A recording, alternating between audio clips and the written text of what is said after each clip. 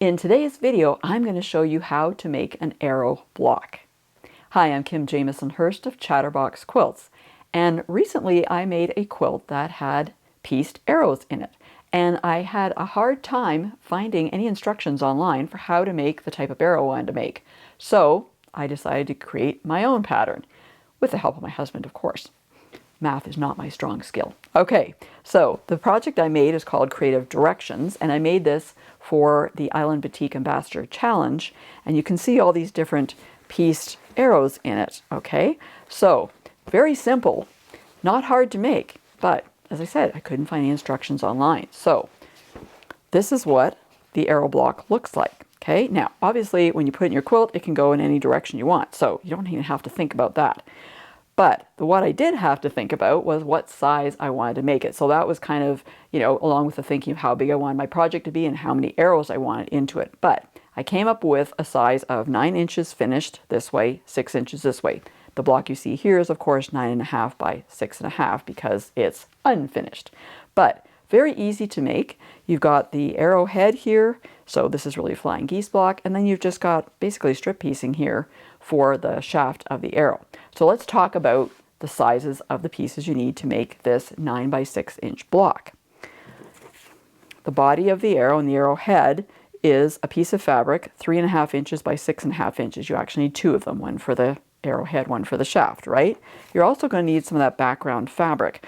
So you need 2 pieces that are 2 inches by 6.5 inches, and you also need 2 squares that are 3.5 inches by 3.5 inches. So not too much in the way of fabric. You might even be able to make this out of some of your scraps. And if you wanted to, you could make the arrow head a different fabric than the arrow shaft.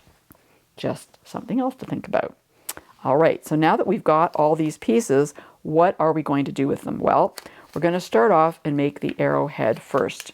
So to do that, I'm going to be working with one of these pieces of the patterned fabric, I'll call it, and I'm going to be working with some of the background fabric. Now, the background fabric is going to be, and this part is going to be flying geese. So what I did is I took one of the squares, just folded it in half, pressed it to give me a center line, and then what I need to do is I need to take it, put it on one side of that patterned fabric rectangle, and then I'm just going to sew along there with a straight stitch. So I am going to go to the sewing machine. I'm going to do that next, and then I'll come back and show you the next part. So I'll meet you back here in just a sec. Okay, so now I have stitched along there, along that creased line that I had made, and I've also stitched a 1/4 inch away from it. And the reason I've done this is that it can give me a bonus half square triangle. Because if I cut, I'm going to trim this anyway and fold it back. So this would be excess fabric, that would just be kind of lost. So instead, I'm going to cut in between here before I press it back. But I'm not going to cut on my pressing surface. Let's move that out of the way, shall we? Okay, so I'm just going to cut approximately halfway in between. Yes, it's going to give me a narrower seam allowance, but that's just fine. All right, so now I've got a little half square triangle that I can use in another project. And now I'm going to press this out this way. Let's get my pressing surface back. So what I like to do first is set my seam. Then I press out, making sure that those little edges are all going to get pressed out and not get caught up in the stitching there.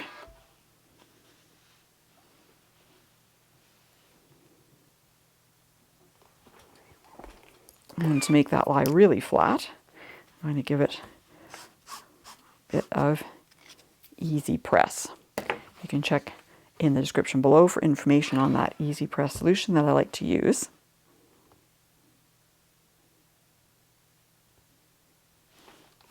All right, so there's one side, that's the start of our arrow head. So I'm just going to do the same thing with the remaining square. Let me just see, and if you want to be fussy on how this is going to work, because there is a directional kind of pattern here, that might work. I'm not going to be fussy. We're just going to see what happens here, because I don't think it's going to matter that much. But if you are using patterned fabric, you need to be careful in this type of a situation to make sure it's going the direction you want it to. So in this case, for the second one, doing the same thing, lining up the raw edges here. Again, going to stitch down here, and then we're going to do the same thing. It's going to get pressed back, and you can see it's going to make that arrowhead. So I'm going to go and do that, and we'll come back and show you the finished arrowhead, and then it'll be time to move on to how to construct the arrow shaft. So I've finished doing all the stitching for the arrowhead. So this is what it looks like. A flying geese, right? But it's going to change into an arrow once we add the shaft to it. So that's the next thing we need to do. So we've got 3 pieces of fabric remaining. We have the patterned fabric, which is going to be the center part, the shaft really. Get that extra piece that wasn't supposed to be there off. Okay, and then we've got these other 2 pieces of background fabric. So all we need to do here, it's pretty basic, is to take those pieces of background fabric, put them right sides together with the pattern fabric, I should say, stitch along with a 1/4 inch seam, assuming they're lined up better than that. There we go. The 1/4 inch seam. I'll do the same thing on the opposite side, and then of course we're going to press them open. So I'm going to go to the sewing machine and I'm going to do that stitching and come back and show you what it looks like when I press it open. So I finished sewing the fabrics on for the shaft, but before I open that up and show you what it looks like, I just wanted to bring your attention to the icon you'll see below this video, which is a heart with a $sign in it. And that is a super thanks. That's your opportunity to support the Chatterbox Quilts YouTube channel and my small business. So you can click on that and make a donation to help provide me with money so that I can buy all the different items that I use in my videos. If you care to do that, I would truly appreciate it.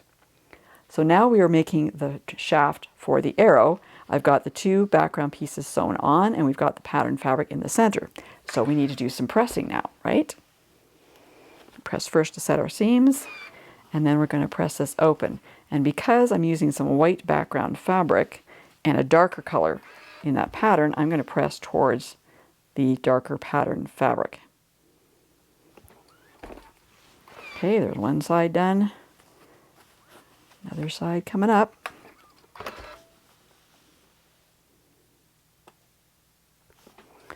Okay, and then I just want to make sure they're going to lie nice and flat. So again, with the Easy Press pen, a couple seconds to soak in, and then we'll just give it another press.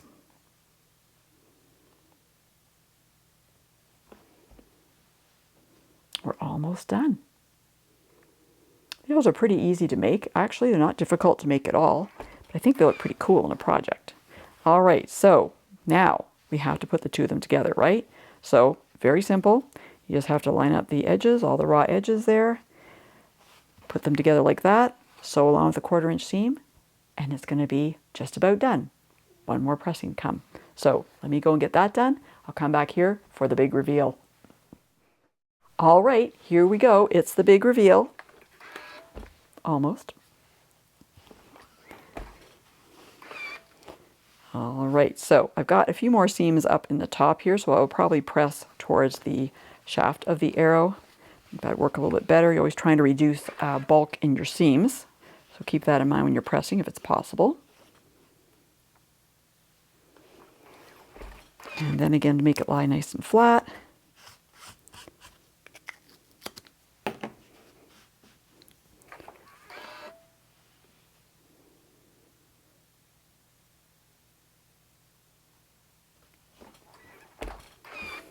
All right, so it's that simple to make an arrow block. And now that I've got 2 of them here, looks like I've got the start of another quilt, right? Okay, I hope you've enjoyed this video, and if you have, please give it a thumbs up and be sure to subscribe and hit the bell so you'll be notified the next time I release a new video. And for more helpful quilting information, be sure to go to my website at www.chatterboxquilts.com.